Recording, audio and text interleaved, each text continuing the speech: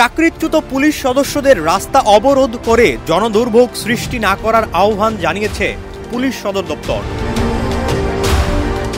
৩১ জানুয়ারি প্রকাশিত এক সংবাদ বিজ্ঞপ্তিতে এ আহ্বান জানানোর পাশাপাশি চাকরিচ্যুত পুলিশ সদস্যদের আবেদনের যাচাই বাছাই চলছে বলেও জানিয়েছে সদর দপ্তর। বিগত সরকারের আমলে বিভিন্ন কারণে চাকরিচ্যুত পুলিশ সদস্যরা পুনর্বহালের দাবিতে কিছুদিন ধরে আন্দোলন করছেন।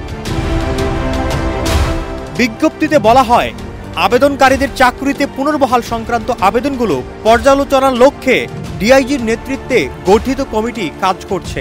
আবেদন পুঙ্খানুপুঙ্খভাবে যাচাই বাছাই করা হচ্ছে। তারা রাজনৈতিক প্রতিহিংসার শিকার হয়েছেন কিনা সেটি খতিয়ে দেখা হচ্ছে। ডেস্ক রিপোর্ট, দেশ রূপান্তর।